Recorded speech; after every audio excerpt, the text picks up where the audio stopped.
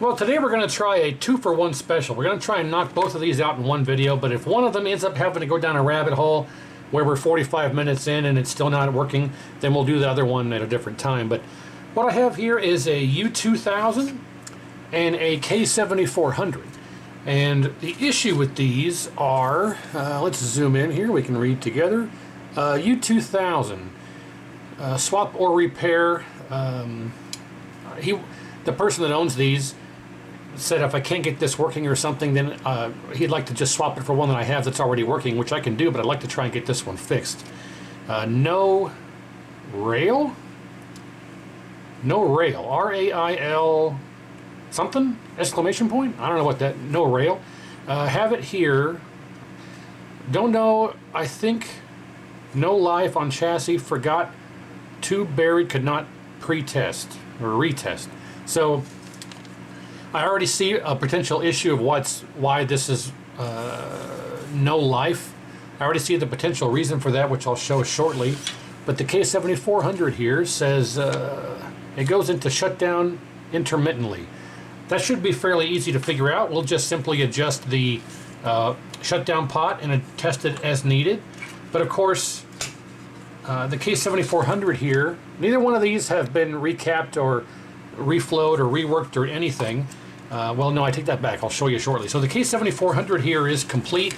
It's one of the newer models with the updated heat sinks for the color transistors, and the resistors are bent over, and these are kind of sloppy. So it really wasn't, they weren't very packaged very well. They weren't individually wrapped. They were kind of just sitting on top of each other with paper wrapped around them. So it really they weren't shipped that well, but they did survive, and there's no damage that I can visually see. But this one's complete. It just needs, you know, the normal cap and reflow and rework and things like that. And the intermittent shutdown is very likely just a cap problem, or the hold, I looked at the hold pot and said hold. It's very likely adjustment for the shutdown pot. However, I'd like to test it and see what the voltage is on the shutdown pot before we do any work to it, because it also very likely could be just bad caps. You know, intermittent shutdown, the caps are all original on this. I don't see any of them that are bulging or leaking, but the caps on this are all original. So shutdown could be caused by just bad caps, which is much more likely, or the shutdown pot needs adjusted. So we'll tackle that bridge. I'm hoping that this one will be a nice, quick, easy repair on the 7400. But the U2000, the reason it's got no life is because someone has been monkeying around with the power supply section.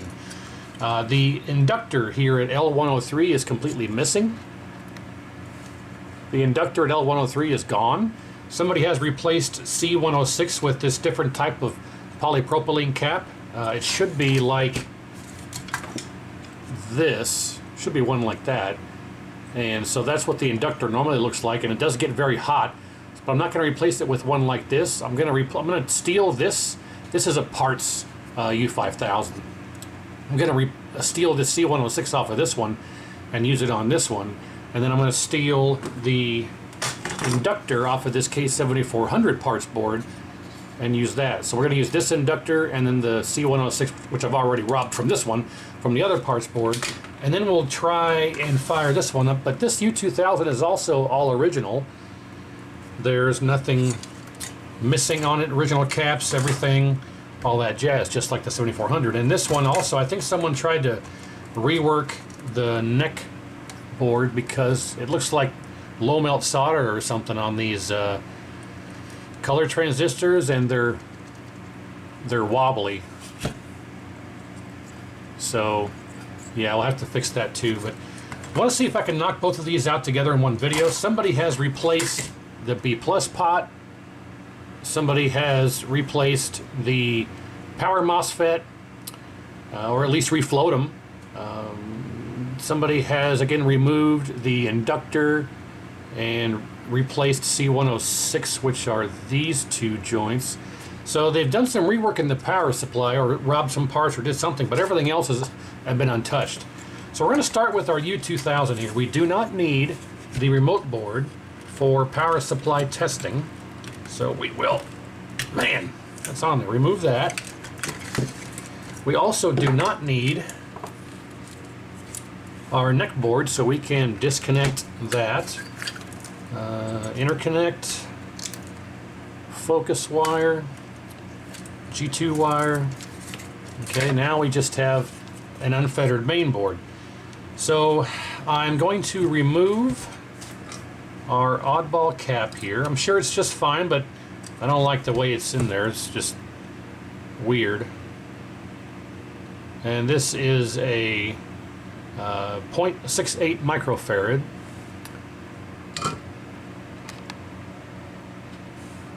.68 UF. So we'll set that aside. Now we'll grab our inductor off of this parts board. If you don't have any parts boards, go on eBay, find some, untested or robbed or decrepit boards like this that are being sold as parts board. Grab yourself a couple of parts boards because they come in very handy for situations like this. Now you could just obviously order the parts. If you don't want to get a parts board, you can go in the manual and order the parts, get the part numbers and ratings and stuff. But I prefer to just have this stuff on hand. That way I don't have to wait for parts to come in. Now if something else goes, if I have another one of these coming, if I have another one of these come across the bench here, in the future that has the same problem, then I'll have to order these parts. But for now, I can just steal stuff off of this and be fine. So there's our inductor. Let's grab our poly cap here.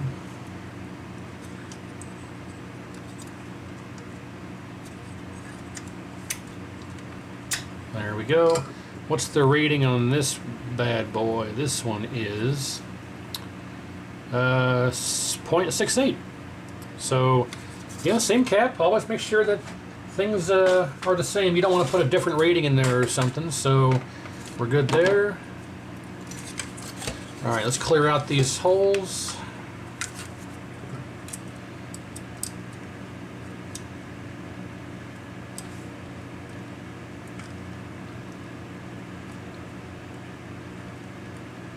I realize I'm zoomed out. Sorry about that. Okay, well speaking of which, let's get in closer here. Get a little closer with Arid Extra Dry.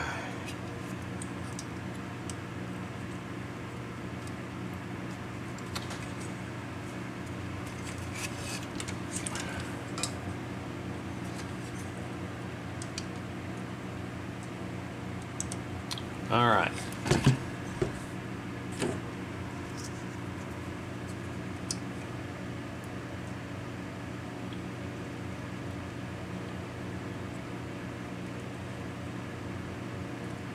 Okay, that one's in. I'll trim this up a little bit. Let's get our inductor in here.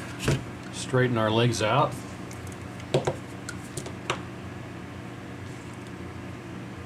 Just pulled off some of the top of the PCB with it.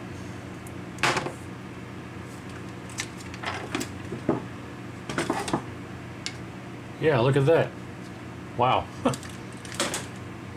Some strong glue they got on there. But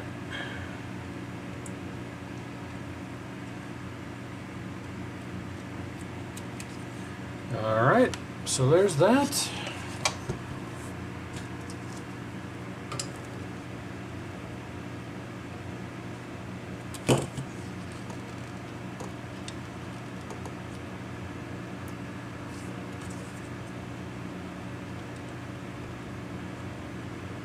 So with that done, let's go ahead and, since somebody has messed with the MOSFET here and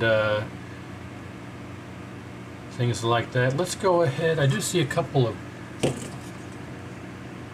bad joints here. Let's go.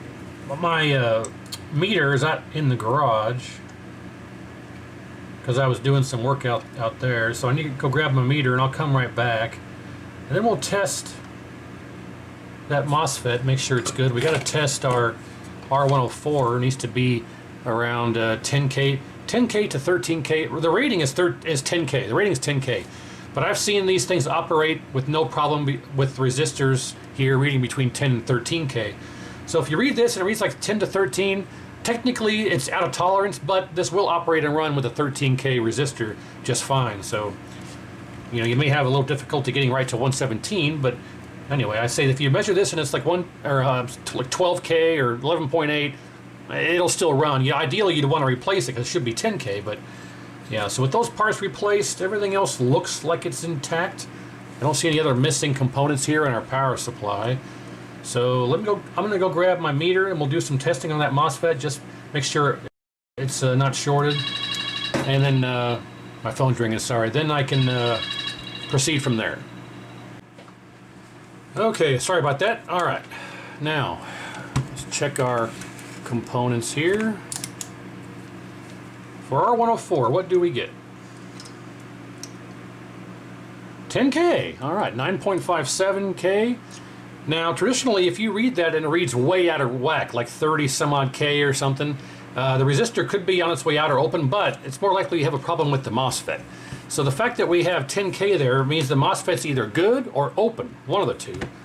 So for the MOSFET, we go to our diode mode, and if I recall correctly, I believe it's 0.5 ohms to one leg and 1.0 to the other, but I can't recall exactly how to test it.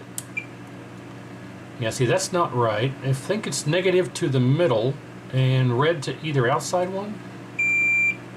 Okay, there's our 0.5.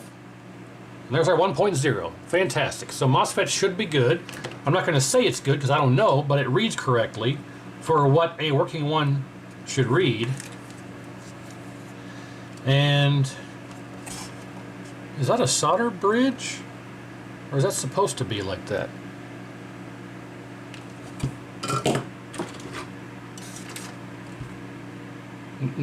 Nope.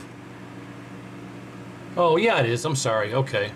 Yeah, this right here, this trace, looks like there's a solder blob there, but that is supposed to be connected. Now, I'm going to clean it off anyway, and I actually kind of want to reflow these to make sure the pads aren't broken, because it's very common.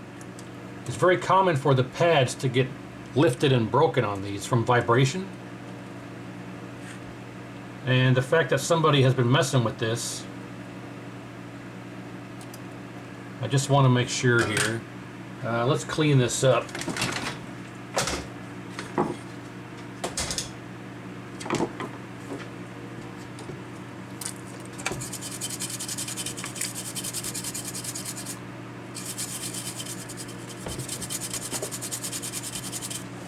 Now what I'm using here is denatured alcohol. It's not isopropyl, because the denatured actually doesn't dry as quick and it does a much better job of cleaning than standard isopropyl does.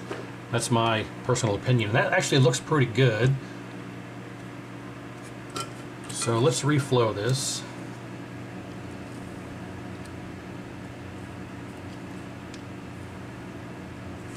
All right. Well, don't see anything else amiss, nothing else that needs reflowed right now at the moment. So what we will do is we will have to lift this leg here out of the board from this jumper. That will isolate the power supply. You can look here and see that in this square here, the only output from here to the rest of the board is this thing right there. It's one solid line, only the connector, only component that connects the power supply to the rest of the board is that jumper right there. The whole the B plus runs right through that little jumper. So we're going to have to desolder that, lift it out of the board, and we can do our light bulb / power supply check. And hoping nothing else is faulty, it should work. Okay.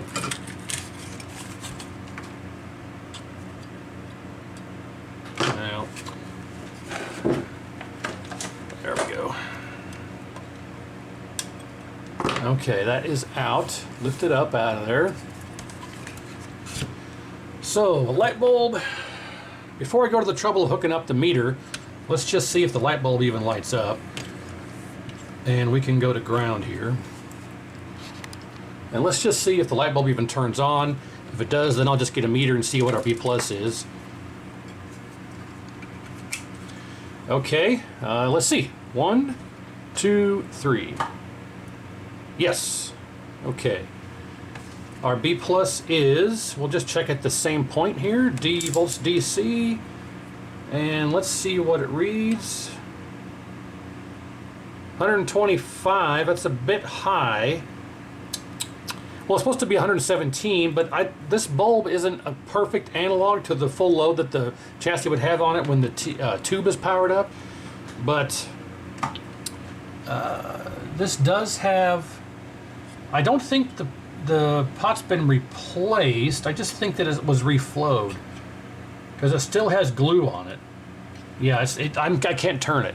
So I do want to at least get the glue off of there so we can adjust it. Now this is dangerous because you can very easily break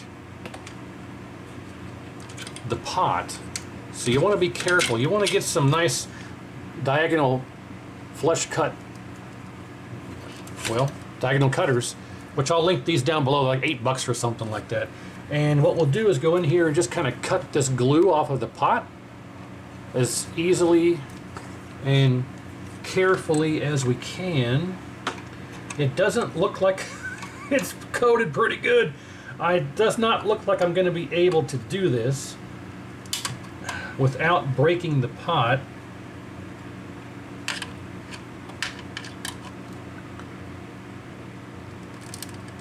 Which I already, yeah, well, I didn't break it. That glue is so,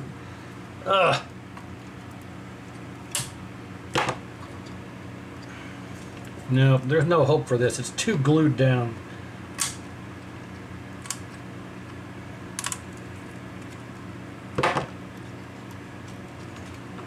I didn't break the pot. I lifted the solder joint. The solder joint's cracked off the leg, so I can just push it back down and resolder it. It should work, but I don't think I'm going to be able to actually. There's too much glue on here. It's just too involved. So we'll just replace it.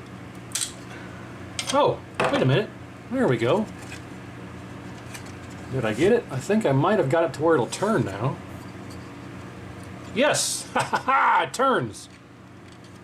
So now I need to push this back down and reflow that leg through there. Because it's not broken. It's just... Can I do it? I don't think it's lined up properly anymore.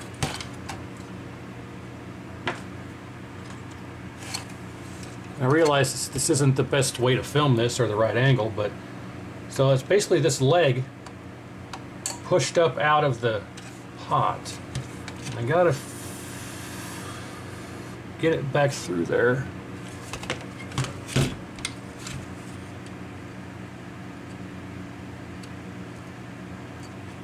Maybe? Nope. Well, it's gonna be interesting to try and fix this. Hey, there we go. I think we got it. Let's work a little magic here and see if we can. I think that'll work. So the question now is, will it work, or what'll happen is if that pot is now open, then the bulb won't light up because the B plus pot will be out of circuit. So, okay, we're hooked back up here.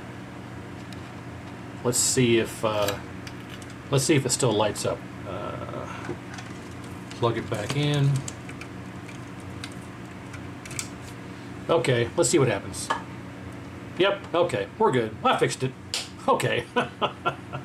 Let's see if we can actually adjust the B plus here. We'll take our negative lead and just put it in the ground on the power connector. Okay, so our voltage is 128. So let's turn this down to probably 100 and let's do 120. Oh, wrong way here. Let's do 120. There we go. And hopefully it's around 117 or so when we get the picture tube hooked up. Okay, so our power supply is functional. We went a little bit on a roller coaster there, but the power supply is functional, so we can proceed. And the light bulb acts as a discharger for the filter cap, so as long as the light bulb is connected, then there's no real danger of being shocked or anything by the filter cap like you would on another setup where if you didn't, like on the G07, if you power up a G07 without a load on it, that power supply will zap the ever-loving crap out of you. So if you're doing a light bulb test on a G07, make sure you turn off power and give it a few seconds with the light bulb hooked up to act as a discharger. Then you can handle it safely. So let's make sure we get that back in there because I always forget that. Alright, so everything else on here looks complete. Q703 doesn't have any broken pads. Q703 being bad or out of circuit can cause this to not power up. Q708 is fine. Q602 is fine. If this transistor here is bad or broken pads or traces, you won't have any vertical position adjustment. I don't see any bulging or bad caps. All of the components appear to be intact. Other than the rework that we did, I don't see any. Well, no, I take that back. Someone has reflowed the shutdown pot, but more than likely because they were trying to get it working with those missing components and or bad, whatever it was, the missing inductor, and it was going into shutdown or something. But our power supply is now functional, so it shouldn't be going into shutdown unless there's bad caps or the pot's not adjusted properly. And somebody... no, it's original too. Alright, so let's just put it back together here, get it on a picture tube, and just see if it works the way that it is. We can measure, since somebody is messing with the shutdown pot, we can go ahead and measure our shutdown voltage. It should be 0.1. So there's a test point here. TP201, I think right here. And the shutdown voltage, I believe, should be 0.1 volts DC. So we can adjust that and test that. I wonder if I should bother trying to free this one up. Almost.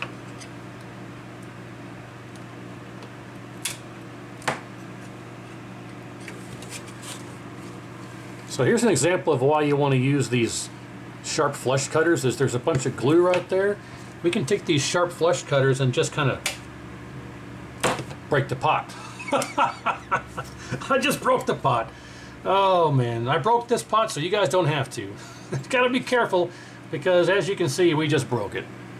So, oh well, I'll replace it. I'll replace it and then put it back about roughly this position.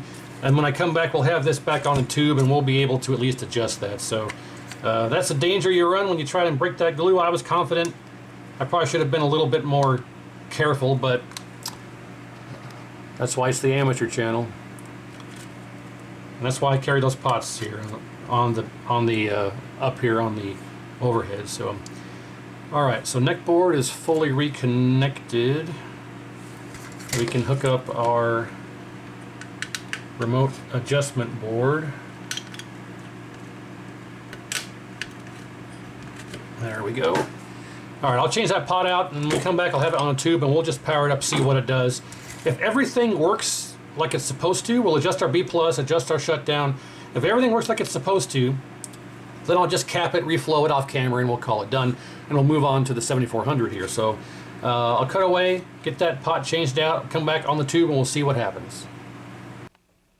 All right, so we're all hooked up. We got our anode, neck, yoke, ground, power, video, remote. Everything's connected. We have our meter here set up on our B plus TP202 test point, which is right there on the U2000. Ground is going to just the DAG wire right there, so we're set up to read our volts DC. If we need to adjust our B plus, we can adjust it. We broke it loose already. And I did replace the busted pot for the shutdown, and I adjusted it to 2.7K. It's a 10K ohm pot. It's currently adjusted to 2.7K, which is what it is on the 7400. So it should at least work, and then after we get this up and running, if it works, we can adjust it down to the 0.1 that it needs to be.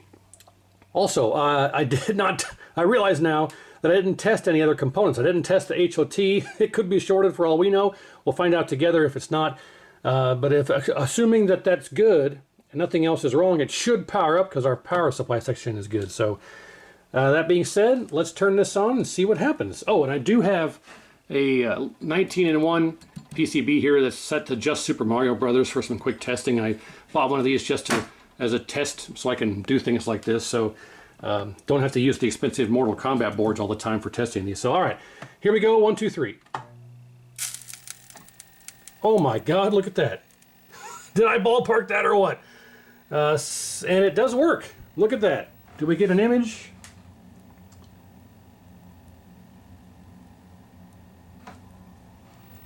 It sounds like it has hold problems.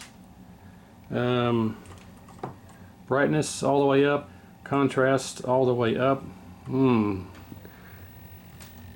It sounds like it has sync issues. But I don't have any image on the screen and the controls are all the way up. Let's turn up the screen pot. Maybe someone was messing with that. Nope, the screen pot is glued in place. Do we have any net glow? No. Yes, we do. Yes, we do. There you can clearly see net glow, but there's no image. It's not a sync issue. Sync is connected. Let's see if we can break this glue off of here and off of this. What's our video B plus? Our regular B plus is fantastic. We ballparked that almost perfect. Our video B plus is coming off the flyback. That should be about 230 volts, and the test point for that is right here. Video B plus is right here. Oh, and it went into shutdown when I did that. That's very interesting. Hopefully it turns back on. Yes. Why did it go into shutdown when I touched the video B plus test point? It goes right to shutdown.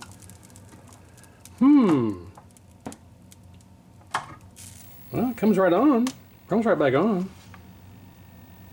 What in the world? I don't see anything smoking.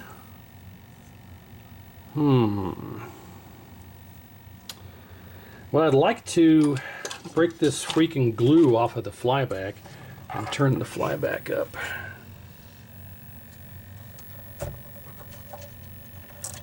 There we go.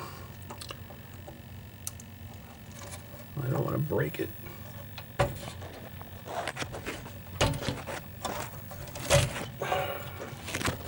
Man, someone glopped the glue all over this thing.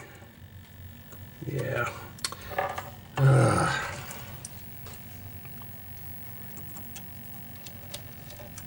Here, I'm going to turn this off. We're going to throw some alcohol on this. That'll free it right up. And this should just come right off with the alcohol. He says, hopingly. Yeah, there we go. Okay. Okay, now I can turn it. All right, so we'll turn this back on. Okay, comes on. And if we turn our screen pot all the way up, we don't get anything. So we don't have an image. Oh, yes, we do. There it is. That's with the flyback all the way up. We'll turn it back down. And my sync wire came out. I plug it back in. I don't really get anything. That's with no sync wire at all. And that's with the sync wire. Don't really get much. We'll turn our bright contrast down, brightness down. Okay, well, it's working. How come I don't have an image? Is there... Let me play around with this real quick and see what I can find. Alright, so I took the neckboard off of this chassis and swapped in the one from the K7400 and so something's wrong with our neckboard. I had a feeling, a sneaky suspicion, because I was adjusting the color pots and it made no difference. I still had the completely black screen. Well, not black, but blank screen, if you will. Even with, I turned all the color pots to maximum and there was no color drive. So there's something wrong on the neckboard, and if I was a betting man, I'd say it's this LM1203N, this RGB decoder chip. So I'm going to change this chip out, put a socket in, put a brand new one in, and we'll put this one back on and see if that was the cause of our problem. Okay, so I got the RGB decoder chip replaced. You can see that there's a socket there now with the new one installed, and also that resistor right there, which is R510.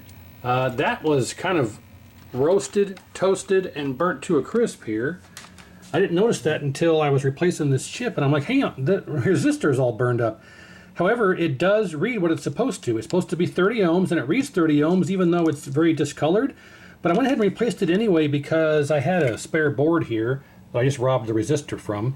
So I changed that resistor out. Even though it read properly, I don't think that was the cause of our problem because it still read 30 ohms like it was supposed to. This is the original chip. I have the replacement installed and the replacement R510, I think it was, yeah. And after that, this is what we basically have here, is you can see the game now. It's overly blue, obviously, but all the color pots are set to 1/4 turn up from where they would be totally off. However, now we have at least a game image, and before, when I had this one installed, I turned the color pots up and down to my heart's content, and it made no difference on the screen. Now if I adjust the blue, you can see that we get plenty of blue, we get plenty of green, and we get plenty of red. Oh, hang on. I don't know what's happening there. The red's, that's what the red pot maxed out. If I turn it down, we get red, but it's washing itself out. There we go. Okay, well, either way, we got plenty of red, green, and blue.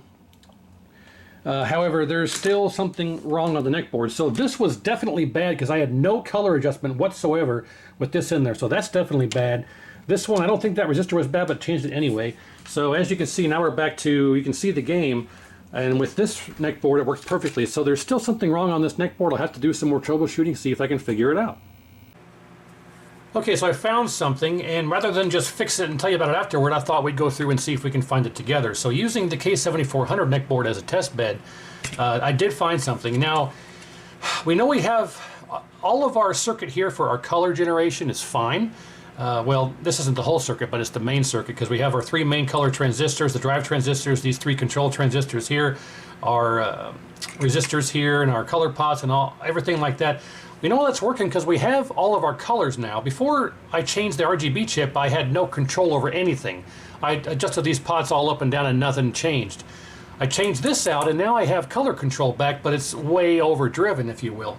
And the reason for that is there's 3 more transistors down here that are responsible for color control. And all 3 of these are reading shorted. Now, could all 3 of them actually be shorted? I'm not sure, but if we zoom in here, we'll use the working 7400 one as an example here. And if we test these 3 transistors, they're all right here, 1, 2, 3. We can go to the pads on here. And if we test the working one first, positive in the middle, negative lead to the outside to over here, we get 0.698. Well, you can't see it, sorry. 0.698, 0.700, and 0.697, all 0.7. If we go to this one, do the exact same thing, shorted 4 ohms, shorted 8 ohms, shorted 3 ohms. So All three of these transistors are shorted. Now, is it the transistor itself that's shorted or something on the rail? Because they all share a rail with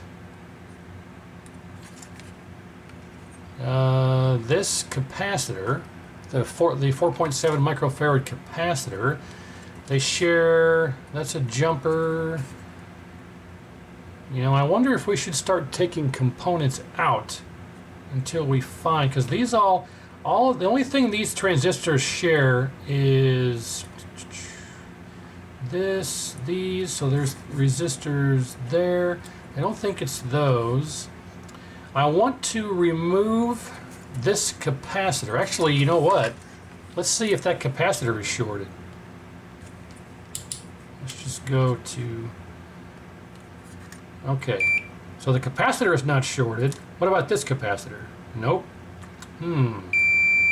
That's a jumper. That's a jumper. Well, it's quite possible that the transistors are simply bad. All three of them? Let's pull one out and test it. So you can see here, we'll go to continuity mode. You can clearly see that these two pads here are shorted. It's 5 ohms. So let's pull this one out of here.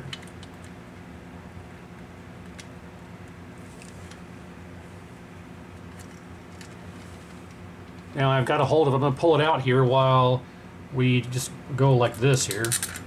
And it's just that easy. You don't need a solder sucker or anything like that. Okay, so now that that is out, let's see if those two traces are still shorted. Or two pads, I should say. Nope. Let's test our transistor. Hang on. So there's those two legs. What about these two? Shorted. Look at that.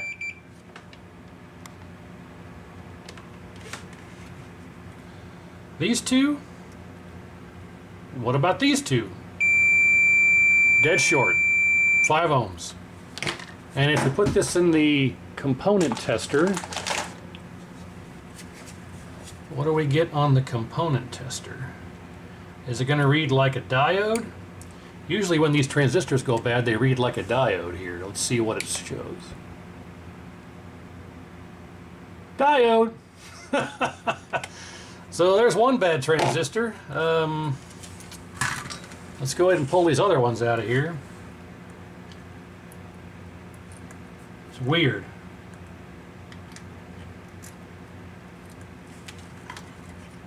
So we'll grab this one and pull on it while we, there we go, quick and easy. And let's test that one while we're here.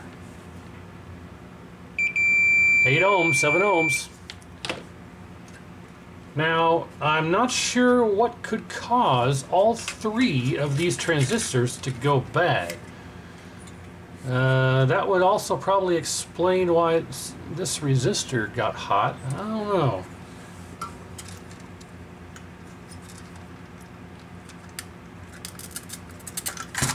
Alright, so there's the last one. And hang on, you piece of junk. 2 ohms. This one is shorted both directions. I'm on the center leg. If I go to the outer leg this way, 3 ohms. Outer leg that way, 3 ohms. So this one's shorted all up. I think this was the red one, which is why the red was acting wonky. Well, what in the tarnation? How does that happen? If we go back to the board and test those traces on the board again, no short, no short, no short. You can't even see that, sorry. No short, no short, no short. Well, yep, I've seen these go bad many times, but not all three like that.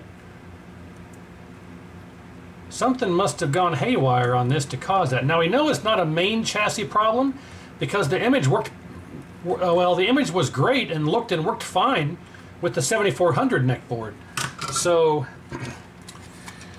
I don't know what would cause that. Now this could also very likely explain why the chassis is going into shutdown when I test that Video B Plus circuit. If you recall, I tapped that Video B Plus to test it. It should be 230 volts, give or take. And as soon as I did, it shut down. So with these being shorted in the circuit, I'm not surprised. So I have so you can see how often I use these parts boards because there's only one left.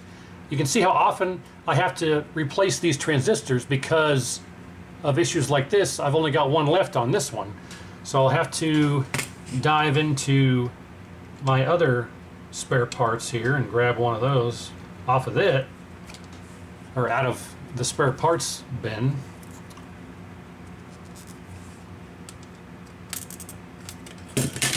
Okay. Which I have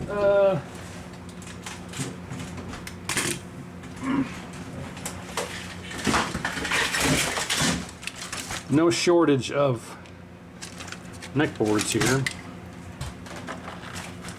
with all kinds of stuff falling over as I extract it here. Even Ethernet cables I got. So here's one with two. So we'll use these two and the one I just stole, and that will be good.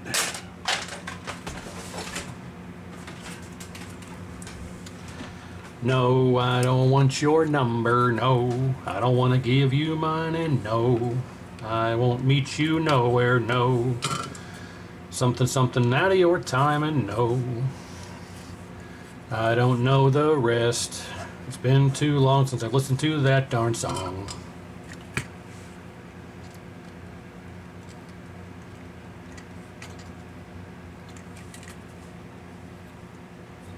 So I'm adding a bunch of solder to these to make it easier to get them out, because that way all three joints will flow at the same time, and you can just, you know, well, I can't get fingers on that one. It's down too far.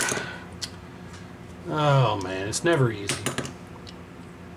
That one is too far down there. I can't get a grip on it. Nope. Well, we'll do it the old-fashioned way then. Nothing wrong with that.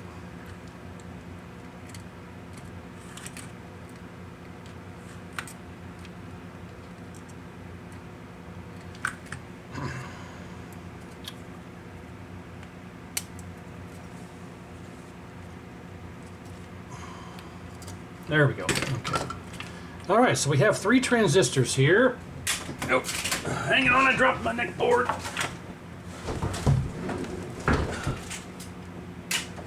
Okay. And let's go ahead and just check these, make sure they work.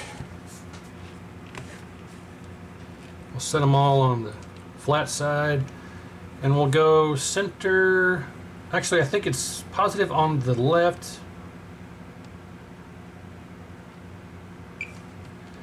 Okay. Middle pin, 0.6, outer pin, no short. Actually, I'm not sure how to test these. There we go. So middle pin negative, left pin 0.6, right pin 0.6. Left pin 0.6, right pin 0.6. Left pin, left leg, come on, 0.6, right leg 0.6.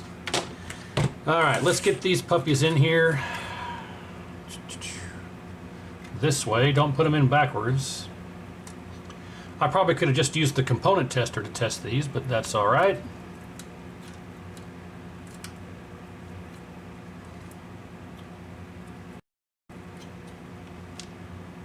Just as easy and quick with, actually might be quicker with the meter than the component tester.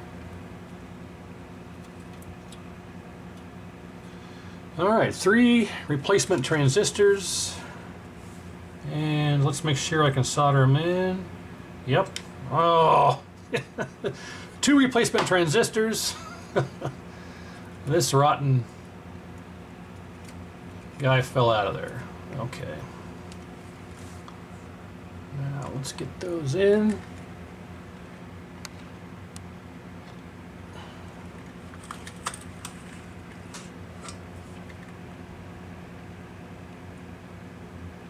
I'll just lightly tack one side in here. There we go. Okay, now we'll get that one, that one, that one, that one, and that one. Alrighty, let's clean that up.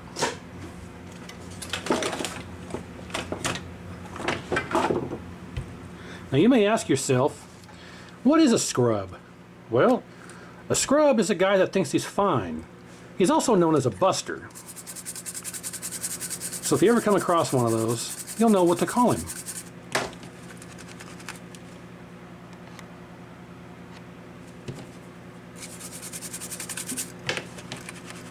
Alright, nice and clean now, so okay, let's get it back on a tube and see what happens now. Alright, neckboard's back on, all hooked back up. We are all hooked back up with power and video and whatnot, so did that fix it? Is there anything else wrong that we overlooked or didn't check? Let's find out. 1, 2, 3. Okay, comes on, and we are hoping for a proper video here.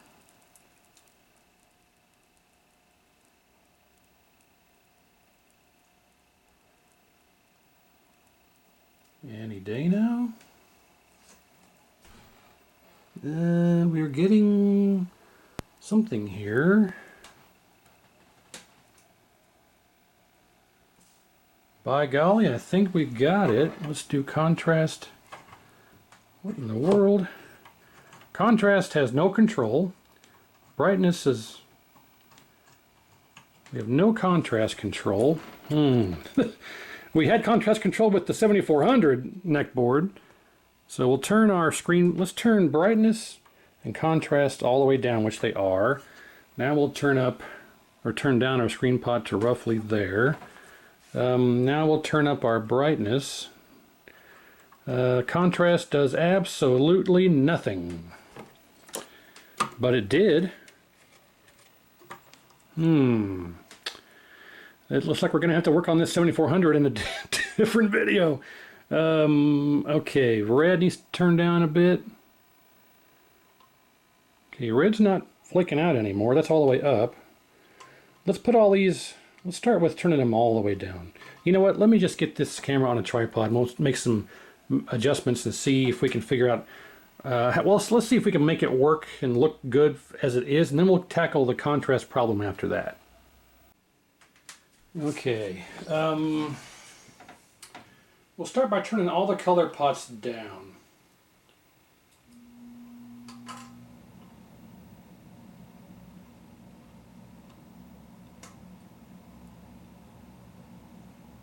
Okay, so that's blue, green, and red all the way down. The drive pots are... there's the green pot, drive pot centered, red drive pot. So the red and green drive pot are centered, and the blue, green, and red pots are all the way down. Contrast is all the way down, but it makes no difference. Brightness, so we got this, there's still something wrong with that neckboard, because you can see this ghosting here. So there's still something going on here.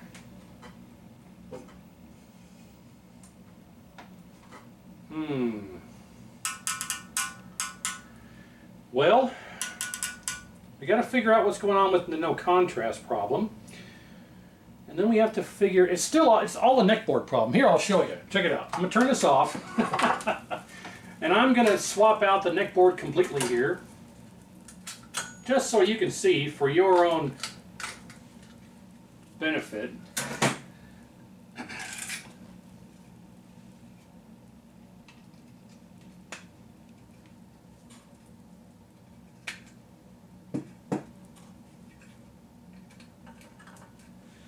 And okay, 7400 neckboard completely hooked up. Let's see what it does with that.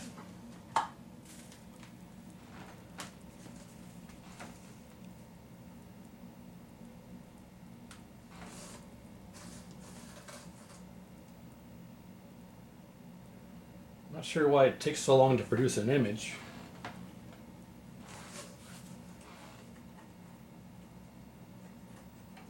Yeah, look at that. Beautiful. Oh, and by the way, I'm turning...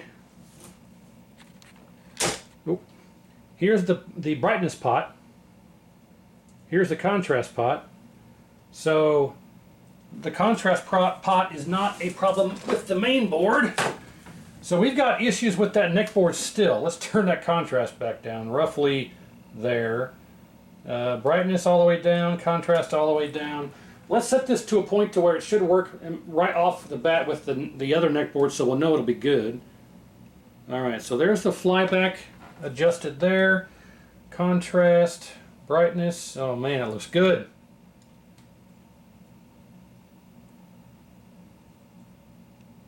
A little bit too green. There we go. Glorious. Looks much better in person. The reds are more vibrant. It's more brown. In person, it's much better than what you see here on the camera. But there you go. So we absolutely 100% have more problems with this neck board. I'm going to have to go deep diving onto it and see what else I can figure out. So let me do that, and what I find, I'll report back. Okay, so I'm confident that I have found the problem, and I already instituted the solution. So here's our K7400 neck board that we know is working fine.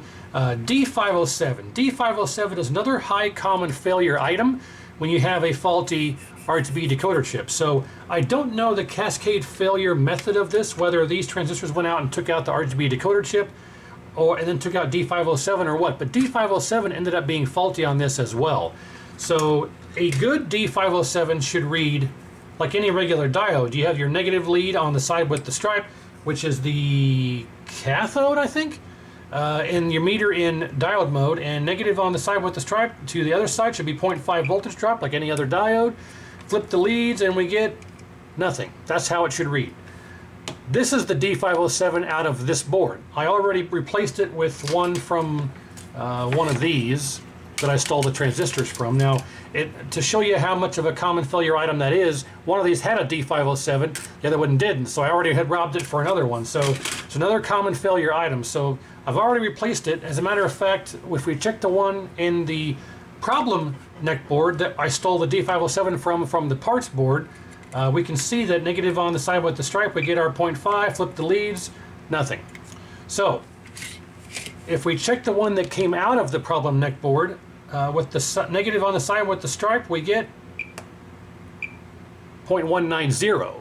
If we flip our leads, we shouldn't get any reading, and we get 0.3. So this diode is faulty. It's allowing voltage to pass both ways, and that, I'm pretty sure, is the final cause of our issue. So assuming this works, I'll put my meter away here for clean up a bit. So assuming that works, we had a bad D507 causing no contrast control and other issues.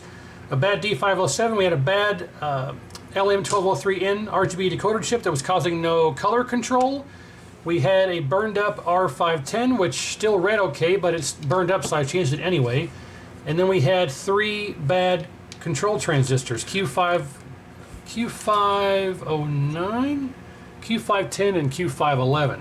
So 1, 2, 3, 4, 5, 6 parts that are, well, 5 parts that were known faulty and 1 part that needed replaced because it had burned up. Then of course we had the missing inductor in the power supply, and then this hackery here. So I'm not sure if this is something somebody did or really what, but it might even have worked just fine. But so that being said, let's get this back on the tube and try it for hopefully a final time and see if that diode was the last fault to this issue.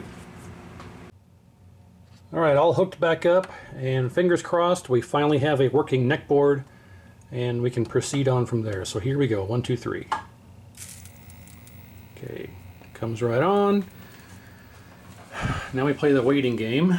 I don't know how long this is going to take. I don't know why it takes so long. This tube is a little bit tired. That's why this is my test tube, but I think I say that on every video.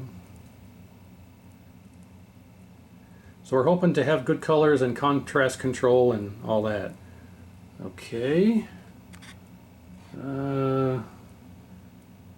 So far so good. It's a bit dark.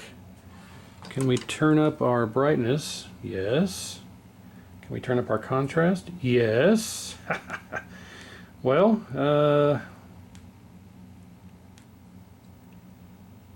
it's not bad. It needs some adjustments, but I think we got it.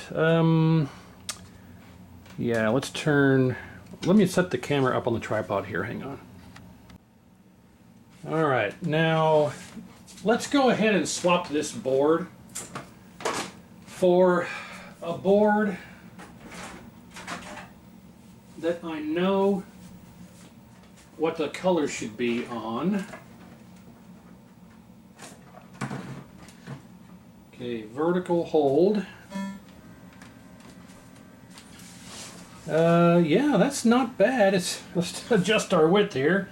Those 19:1 boards have a large width. A large width gap, if you will. Okay. That's not bad so far.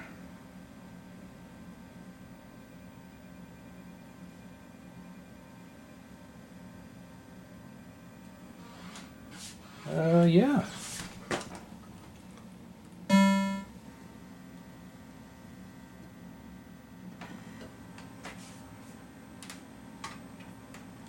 Where's my controller? Outstanding. Oh man, those colors are way off, way too red. Let's turn up our blue.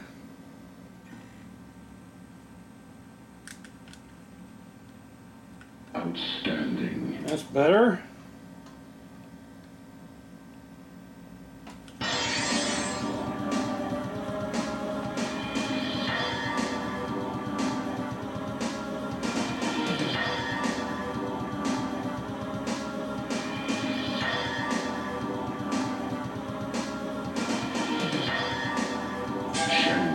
Choose your destiny.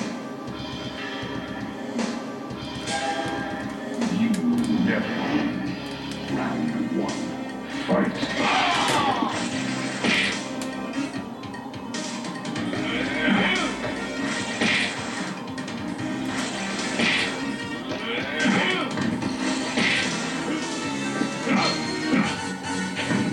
Wins. Round two. Fight.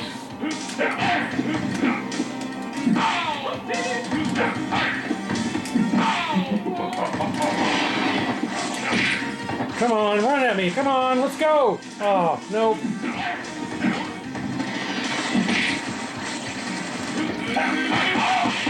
Just so you guys are aware, I don't have any low attacks.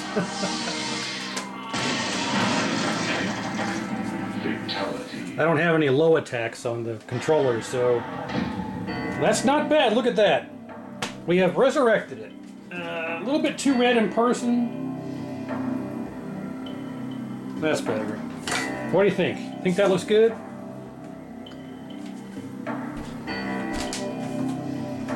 I'm gonna say yes. A little gouging up in the corner, but no problem. All right. We have successfully brought this U2000 back to life. I think I'm just going to do the 7400 in a separate video because this is already long enough. I don't want to have an hour and a half long video because if the 7400 has similar problems, I don't want to go through all that all in one video. So let's do the other one in a different video, and we'll so stay tuned for that, and we'll cover that in another video. But this U2000 is now fixed. I want a rematch here. Outstanding. It looks better in person. If anything, it's maybe a little bit too bright here. There we go.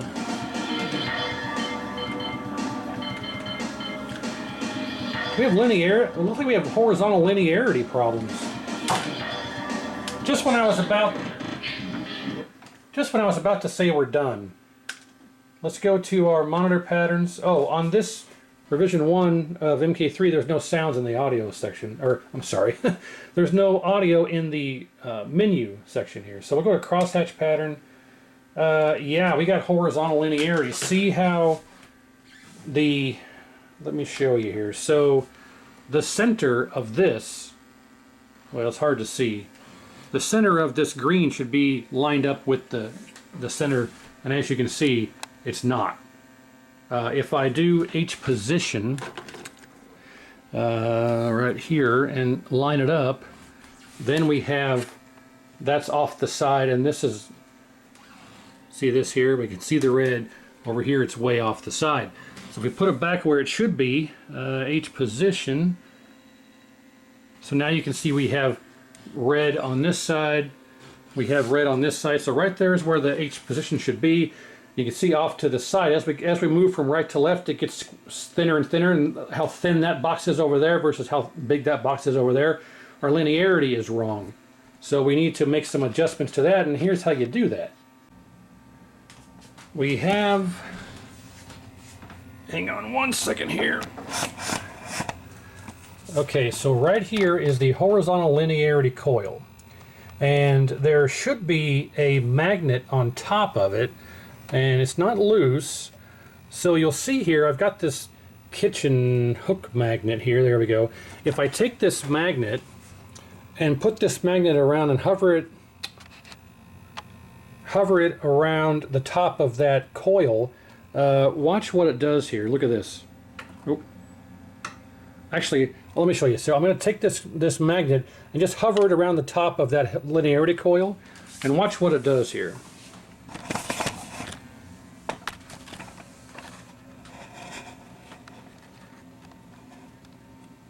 Okay. So you'll see what happens as I put a magnet around that. Watch this. See that? That solves the linearity problem. See what's happening here? That shifts this over to the side, and it also fixes the linearity. So there should be a little tiny magnet on top of that that allows that to be more centered, and it's missing. And I wonder if I could find one so you can see what it's doing here. And all I'm doing is just moving that magnet around the top of that linearity coil. So there's supposed to be a freaking little magnet glued to the top of that. And I'll be darned if it's not there. Actually, yeah, it looks like, see, like the K7400 has the same thing, but the magnet underneath that coil is much taller. So I'm wondering if I've got an extra coil. See, here's an example of exactly what I'm talking about. This U2000 here has the extra, well, I can't see. It has the extra magnet on top. See that? The extra magnet sitting on top? It's missing from that one. So I'll see if I can steal that little magnet off of there and pop it on and set it on top of there to solve our linearity problems. Give me a moment. Alright, so I was able to successfully get that little magnet off the top of that other coil from that U5000, and I'm going to take this and set this on top of this coil, and let's see what happens. Okay. I think that might have done it. Let's decrease our width and H position, and go back to width. There we go. Fantastic. So if we look up here, it's dead center in the hole. Absolutely perfect. We've got a little bit of red on this side, a little bit of red on that side, and it's perfect. So, yep, that, if you ever have horizontal linearity problems on these series of chassis, then that's your problem. Is there's a magnet that's supposed to be on there that's either missing or out of adjustment or what have you. But there we go. So now we have a perfect chassis. I'm going to reflow it, recap it, do all the normal rework to the neckboard, call it good. And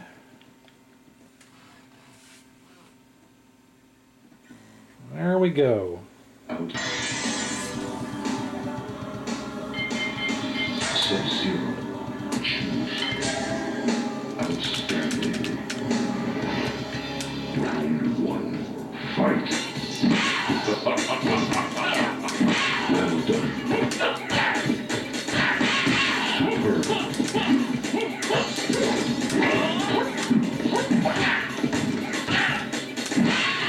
I'm using an SNES controller, and I don't have any low attacks, so this is rather difficult.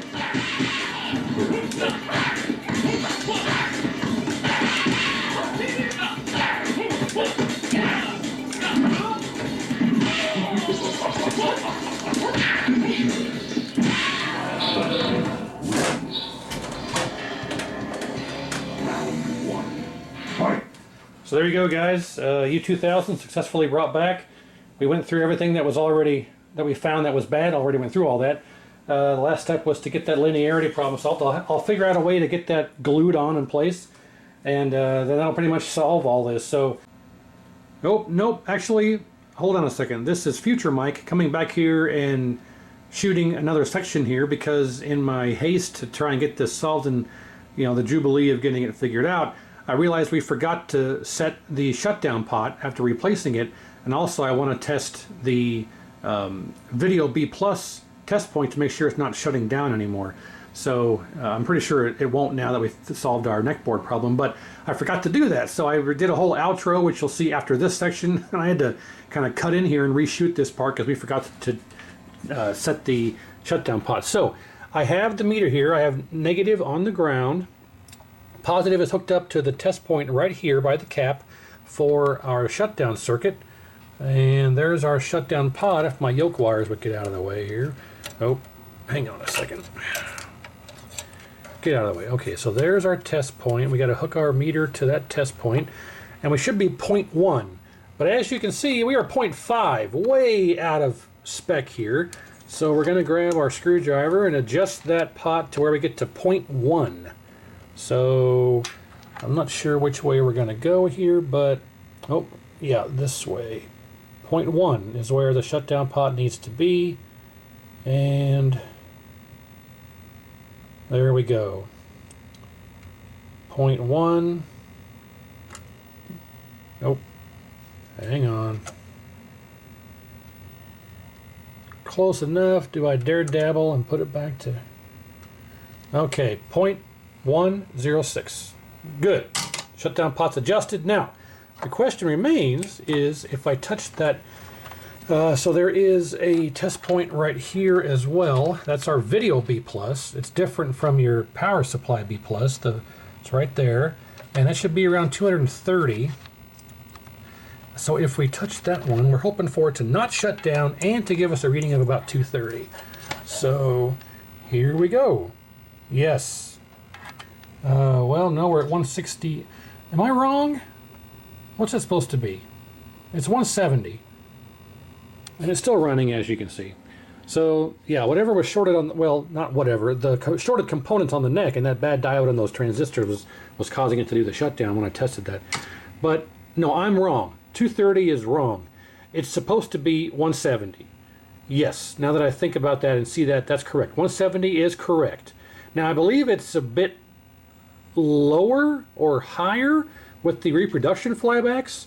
With the factory flyback, 170 is accurate or somewhat close to it if memory serves. I could be wrong, but that's a good reading regardless. So, okay, that is it. Now I'll go back to past Mike, and we can do the outro.